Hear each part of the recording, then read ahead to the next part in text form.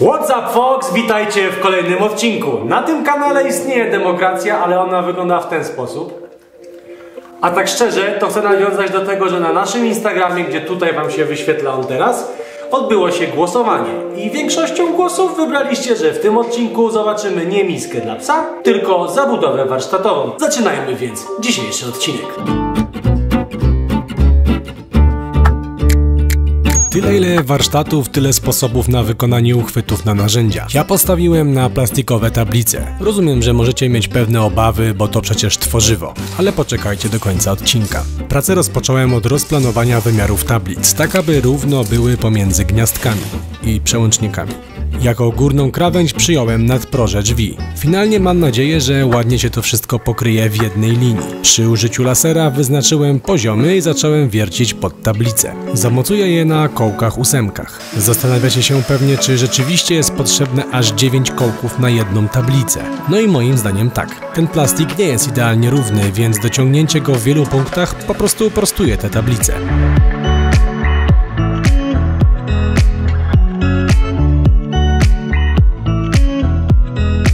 Montaż jest prosty, ale trzeba przestrzegać jednej zasady. Te wystające dynksy muszą być po lewej stronie tablicy, a dziurki muszą być po prawej, bo inaczej tego po prostu nie zepniecie razem.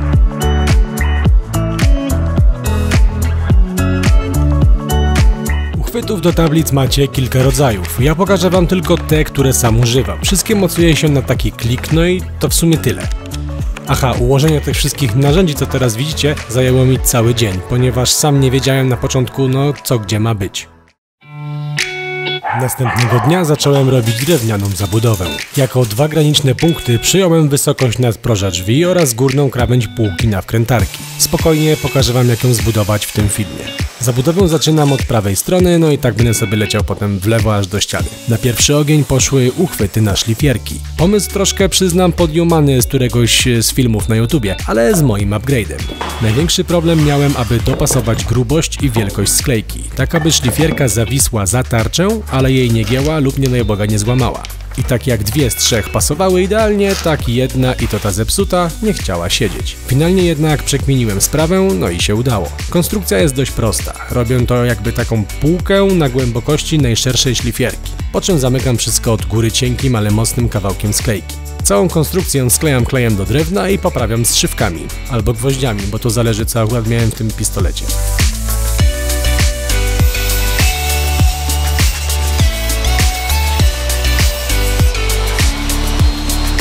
W górnej półce wywiercam dwa otwory, którymi później pójdzie wąż ze sprężonym powietrzem.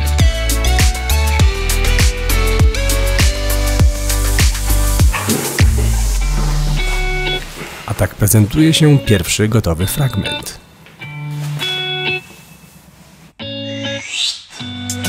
I myk bażanta na posesję, no to lecimy dalej. Zawsze irytują mnie walające się przewody od narzędzi. Plącze się to i zahacza o wszystko, dlatego wpadłem na pomysł, aby kolejna zabudowa była właśnie pod ten rodzaj sprzętu.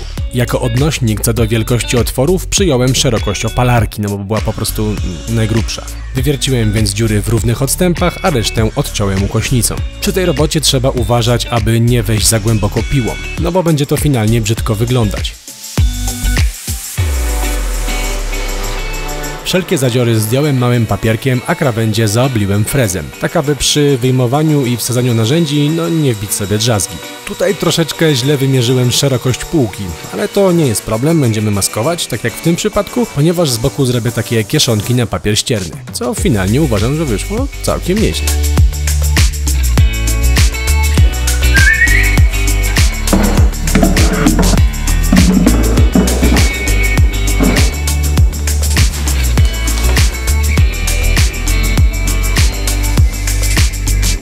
Wszystkie elementy całej konstrukcji maluję tą samą farbą co stół. W tym kolorze Tic Teak czy jakoś tak. Dalej nie potrafię wymówić tej nazwy, ale dalej używam tego koloru. Te ujęcia są troszeczkę ciemniejsze od reszty, bo kończyły mi się baterie w laserze i musiałem przygasić nastrojowo światło, aby cokolwiek widzieć. Konstrukcję przykręcam do ściany bez zbędnych ceregieli i to tak na sztywno. Długie kołki, chyba 150, porządne wkręty, no i lecimy w gazobeton. Normalnie pruję śrubą przez sklejkę i nie czaję się jak baba do łobuza, bo to się ma po prostu trzymać. Tak samo nie czaiłem się też z wieszakami na tarczę. Używam do nich najtańszych metalowych uchwytów z marketu.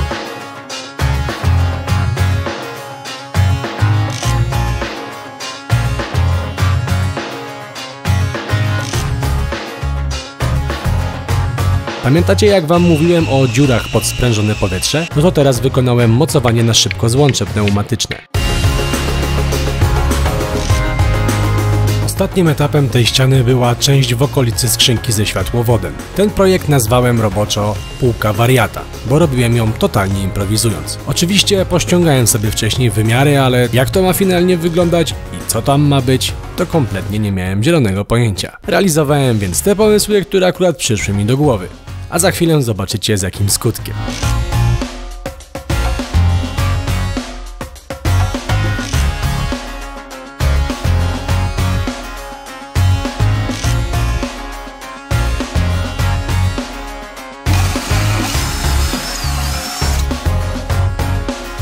Sprawdziłem, jak idą kable i zacząłem pasować półkę. No i tak się okazało, że przestrzeliłem się i to dość sporo. Do dziś nie mam bladego pojęcia, jak ja to wymierzyłem, że z dwóch stron brakowało po kilka centymetrów. No ale nie ma co płakać, trzeba to wieszać, a potem się jakoś poprawi.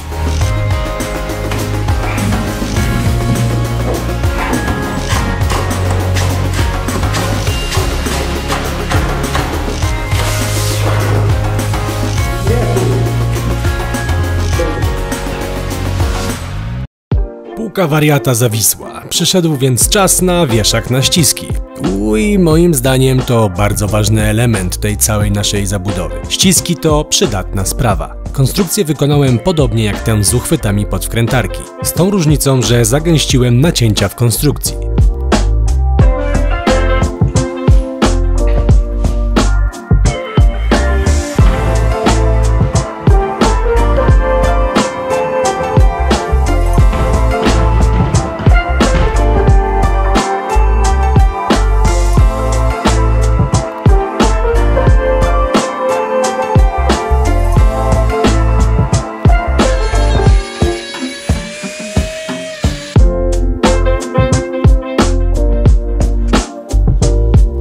Większość z nich jest metalowa, dlatego doszedłem do wniosku, że tym razem skręcę to wszystko na klej i wkręty oraz dodam takie gustowne podpórki, które później wykorzystam jako wieszaki.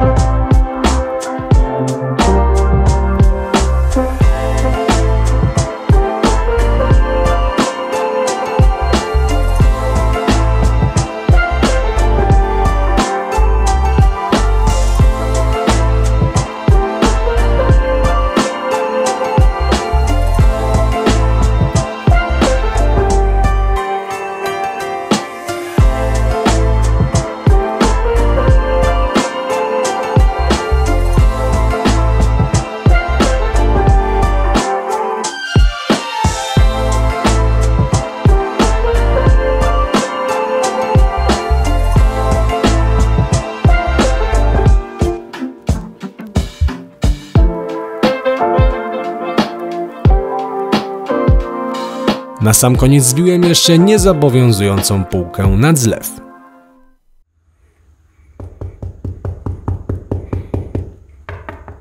Jak już wszystko wyschło, zacząłem wieszanie. Problem tutaj jest taki, że jak pamiętacie z pierwszego odcinka, pod tynkiem jest wełna. Wyszukałem więc kable miernikiem, a tam gdzie nie byłem pewien, to poprawiłem kamerą inspekcyjną. Wszystko przykręciłem na długie kołki. Za chwilę zobaczycie efekt finalny całej mojej zabudowy, więc jeśli wam się podoba, to będzie mi niezmiernie miło, jeżeli zasubskrybujecie mój kanał. Tym bardziej, że założyłem się z Toshibą, że do końca roku nabijemy 100 000 subów, a stawka jest wysoka. O 3/4 worka dobrej karmy. Skarpetki białe są, kuboty są, marynareczka jest. Co to oznacza? finał. Polećmy po kolei. Pierwsza półeczka, apteczka, wiecie, takie zaplecze socjalne, że tak powiem. Nie wiem, ile to wytrzyma, jak to będzie wszystko mokre, dlatego używam takich misek. Tu trochę zmodyfikowałem, zrobiłem takie bungee. Najbardziej was pewnie interesuje ta część, ponieważ rzeczywiście to było przykręcone do ściany, wiecie, przez wełnę, ale to się trzyma. Zobaczcie, to są dość ciężkie ściski, tutaj są też stalowe. Tu zrobiłem tylko taki upgrade, dodałem uchwyt oraz miejsca na ściski, ale to są te trójkąty, co widzieliście. To jest ta półka wariata, ale zanim do niej przejdę, to pokażę wam dwie rzeczy. Kompletnie nie przemyślałem pewnej sprawy, bo leciałem na żywioł. I teraz zobaczcie. Więc jak chcę coś zrobić, to muszę tam nurkować. Ale mniejsza większa. Tu pamiętacie pewnie, że z tej strony była dziura i tu była dziura, więc dokręciłem takie wsporniki. Tutaj trzymam elektronikę, jakieś rzeczy od kamer, ładowarki, a tam z boku po prostu tylko przykręciłem takie poprzeczki. Wygląda, że tak miało być. Zamaskowałem, git, przyznaję się, mój błąd, ale kto nie popełnia błędów, ten się nie uczy. Zachęcam was też do głosowania na naszym Instagramie. Tutaj macie Fox Corner Podłoga Official, gdzie możecie zagłosować, co będzie w następnym odcinku. Czy robimy tamtą półkę, czy robimy miski dla psa DIY, czy zabudowa warsztatowa i te inne gadżety, angielskie nazwy, nieważne. Tablice warsztatowe, one są wykonane z plastiku i na pewno zastanawialiście się, czy to jest wytrzymałe. Tak, mogę to potwierdzić, akurat mój model jest naprawdę wytrzymały. Producentów naprawdę jest wielu i może niektóre są z gorszej, lepszej jakości plastiku. Mi się to sprawdza, zobaczcie. Ja to naprawdę... naciskam i to się trzyma, co nie? Żeby była jasność, ja nie dostałem żadnych pieniędzy za reklamowanie tego produktu i nie mówię wam też, co to jest za producent. Po prostu chciałem, może nie tyle co udowodnić, ale sprawdziłem, że rzeczywiście ma to ręce i nogi. Ta półka została skonstruowana jeszcze przed nakręceniem tego odcinka w ramach takiego testu, że tak powiem, żeby się troszeczkę poduczyć. I uważam, że wyszła chyba najlepiej ze wszystkich. Żadna filozofia, dalej jest wszystko to samo. Tu już może te troszeczkę mniej się trzymają, ale one znowu już mają mniejsze obciążenie na sobie, tak? Te główne lochy trzymają się mocno. Jeszcze zapomniałem wam tego pokazać, ale są takie klipsy na śrubokręty, na młotki, różne gadżety. Tego akurat się obawiam, że to się może połamać, bo to jest takie plastikowe średnie, ale słuchajcie, zestaw tego kosztuje, nie wiem, 10 zł, więc jak to się połamie, a wychodzi po złotówce za klips, załóżmy, że się złamie, nie wiem, raz na pół roku, no to i tak dalej to nie są duże pieniądze. Z tą półką w ogóle wyszły mi jaja, bo ja ją przykręciłem do ściany, a dopiero później wsadziłem pod spód tą kolumnową wiertarkę i nie wiem, czy jeżeli ją wymienię, to jaka inna się tutaj zmieści. Dobra, trudno, będziemy kombinować, tak? Jedyne, co się jeszcze pozmieniało przez ten czas, to jak zobaczycie wszędzie, bo dokładałem takie pojemniczki różnych, tam ja sobie tu mam taką drukarkę, wydrukowałem nazwy oraz zrobiłem dodatkową rzecz, to jest ta półka tutaj, chociaż nie wiem, czy to akurat nie będzie bardziej powiązane z tą zabudową, wrócimy do tematu. Jedyne co, dodałem jeszcze takie metalowe uchwyty, żeby tu powiesić jakieś kable, inne gadżety.